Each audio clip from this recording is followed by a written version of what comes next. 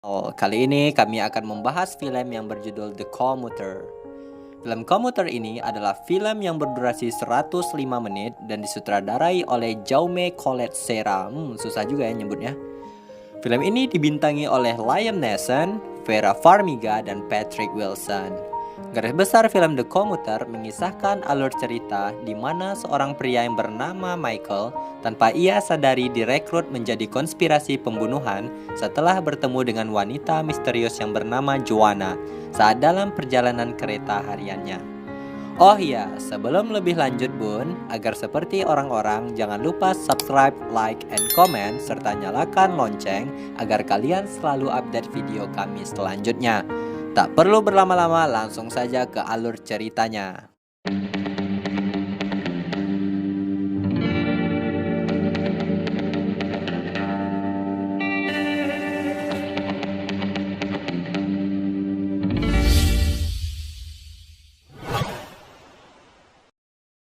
Cerita berawal dari seorang pria paruh baya yang bernama Michael. Ia selalu melakukan rutinitas di pagi hari sebelum berangkat ke tempat ia bekerja.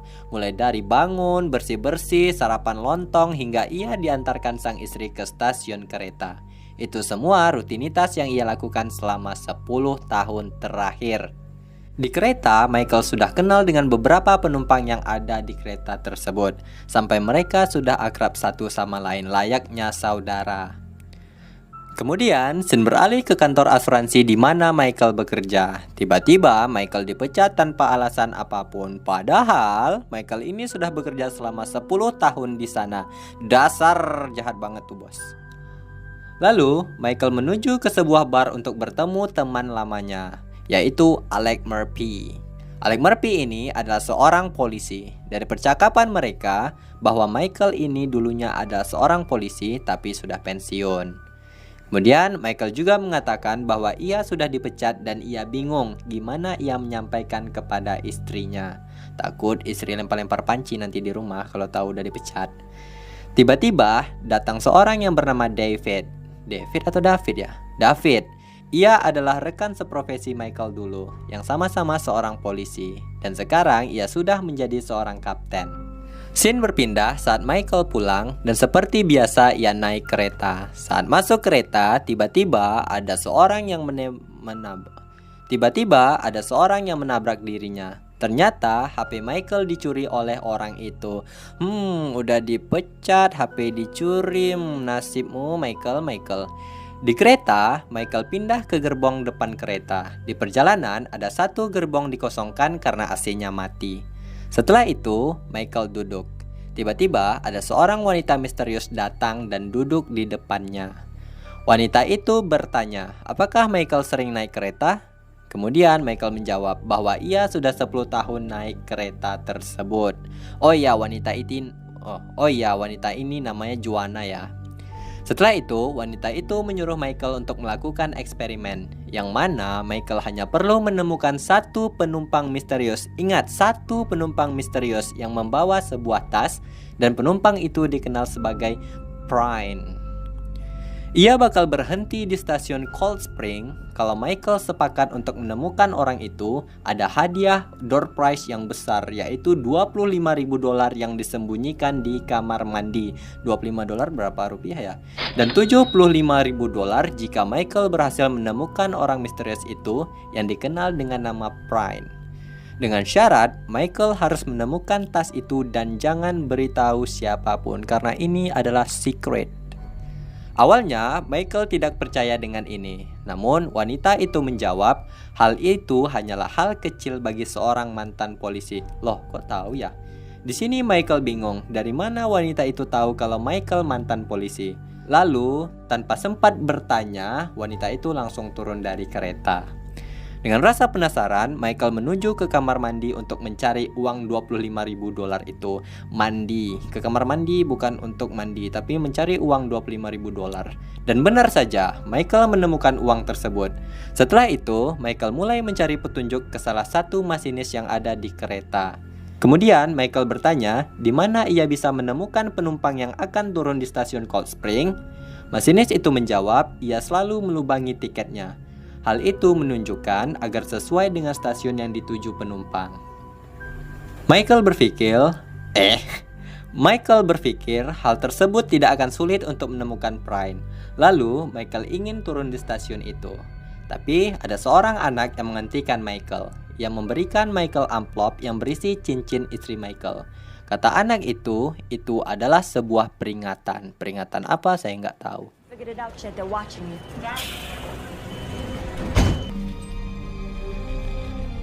Kemudian, Michael mulai mencoba meminjam HP salah satu penumpang yang ia kenal, namanya Tony. Karena belum ada sinyal, Michael lalu mulai berbicara dengan penumpang lain, namanya Wall. Singkat cerita, Michael menulis sesuatu berupa bantuan di koran dan menyuruh Wall untuk menghubungi polisi karena keluarganya dalam bahaya. Michael menghubungi istrinya, tetapi nomornya tidak bisa dihubungi. Lalu, Michael mencoba menghubungi teman polisinya yaitu Alex Murphy. Tapi karena Alex Murphy sulit dihubungi, ia mengirim pesan suara agar Alex mengirim orang ke rumahnya. Wall pun turun dari kereta, dan Michael pun ditelepon oleh wanita misterius tadi dan memberitahukan konsekuensi jika Michael memberitahukan orang lain. Tiba-tiba kereta berhenti. Michael disuruh untuk melihat ke jalan, dan ternyata Wall didorong oleh seseorang sampai ditabrak oleh bus.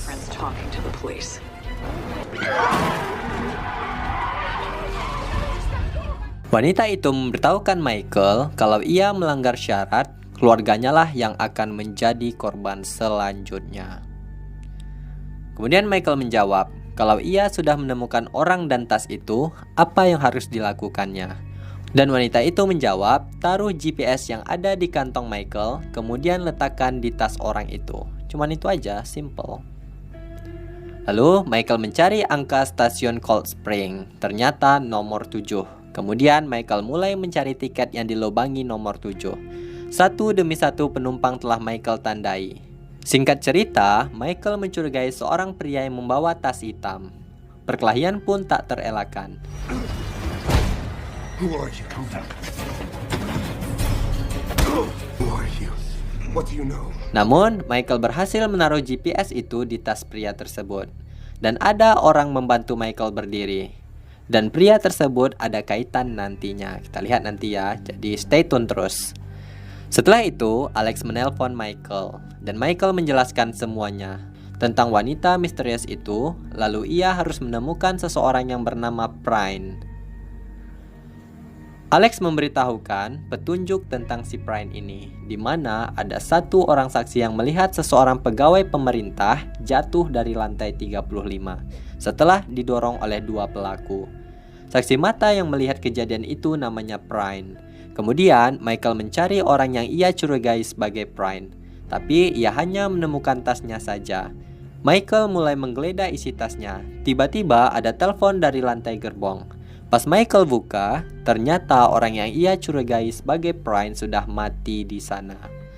Lalu Michael menemukan lencana FBI. Lencana itu seperti kartu anggota ya. Dan mengangkat telepon itu. Ternyata dari wanita misterius tadi. Wanita itu bilang ternyata Michael salah orang. Ada yang laporin Michael kalau ia adalah orang yang berbahaya. Singkat cerita, polisi mulai mencari keberadaan Michael.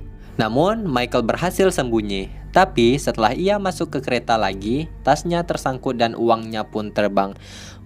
Wedus apa artinya, Don? Kambing. Oh, mbek. Udah dipecat, HP hilang, uang terbang. Dasar kasihan deh lu, Michael. Kemudian, nggak boleh ngasihinin orang. Kemudian, Michael punya ide untuk merusak AC di beberapa gerbong. Yang nantinya, penumpang akan pindah ke satu gerbong karena AC-nya mati. Tiba-tiba ada seseorang yang keluar dari gerbong. Masih ingat kan sama pria ini? Pria yang membantu Michael tadi. Lalu Michael menyuruh pria tersebut untuk membuka isi tasnya. Dan ternyata isinya cuma sebuah gitar. Kemudian Michael mengambil sebuah kapak. Dan kapak ini biasanya digunakan untuk memecahkan kaca kalau ada situasi darurat. Oke, lanjut ke cerita. Michael tahu bahwa pria itu bukanlah Prine, namun Michael tahu bahwa ia salah satu anak buah dari wanita misterius tadi. Dari mana Michael tahu? Dari gitar tersebut, di mana gitar itu hanya untuk orang kidal, sedangkan orang tersebut memakai tangan kanan ketika ingin membantu Michael. Perkelahian pun terjadi. Singkat cerita, Michael berhasil membuang orang tersebut keluar kereta. Membuang atau melempar ya? Melempar orang tersebut keluar kereta dan segera menemukan siapa itu Prine. Kemudian wanita misterius tadi menelpon dan menyuruh agar Michael segera membunuh Prine, saksi mata pembunuhan pegawai pemerintahan. Lalu Michael pun mulai mencari dan akhirnya menemukan Prine. Setelah itu Michael berpikir bahwa Prine adalah orang yang baik dan kemudian menyuruh masinis untuk menghentikan kereta itu. Namun masinis yang ada di gerbong depan telah tewas ditembak. Hal itu menyebabkan kereta melaju dengan sangat cepat. Saat itu Michael menyuruh petugas kereta api untuk memisahkan gerbong akhir sebelum kereta keluar dari jalurnya. Di sana Michael berusaha dan berhasil memisahkan gerbong itu.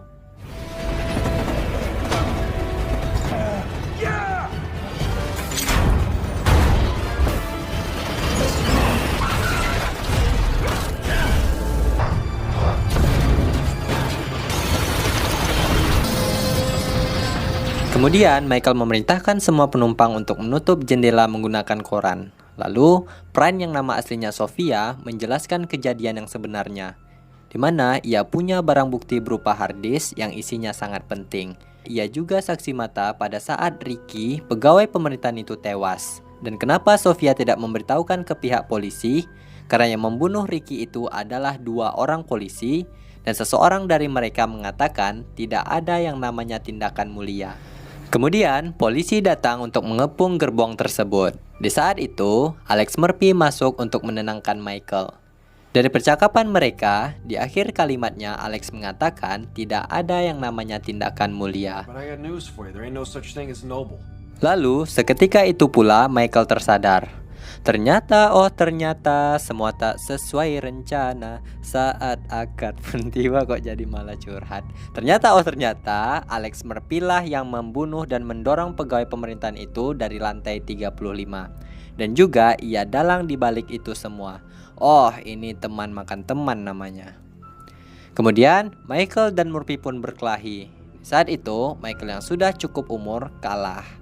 Namun di saat itu juga penembak jitu menembak Alex Murphy setelah Michael berhasil mengambil petanda yang ada di bahu Alex. Mamam tuh Alex. Akhirnya semuanya terbongkar setelah kematian Alex Murphy, dan di saat itu juga David, teman lama Michael, David, teman lama Michael, menyuruhnya untuk kembali lagi ke kepolisian agar ia bisa menegakkan keadilan dan kebenaran. Hidup Michael, hidup. Scene berpindah di sebuah kereta. Ternyata di sana ada wanita misterius tadi dan Michael pun menghampirinya. Michael mengira bahwa semua ini adalah rencana wanita itu. Alex Murphy mati, wanita itu menang, dan saksi mata itu mati, wanita itu juga menang. Wanita itu bertanya apa yang akan dilakukan Michael. Michael pun mengeluarkan rencana kepolisiannya dan film pun berakhir. Nah, kesimpulan dari film ini kita tahu bahwa Michael memang sangat memerlukan uang. Terus karena itu Alex memanfaatkan Michael untuk mencari tahu siapa saksi mata itu, dan Michael memang selalu pulang menggunakan kereta. Ditambah bahwa Alex tahu saksi mata itu berada di kereta tersebut. Mungkin agar kalian paham lebih jelasnya, lebih baik tonton fullnya saja film ini. Baik, sampai di sini saja perjumpaan kita kali ini. Apabila kalian memiliki referensi film untuk direview, maka kalian bisa ngomen di bawah ini. Sekian dan sampai jumpa untuk bunda-bunda yang ada di luar sana. Terima kasih, bye-bye.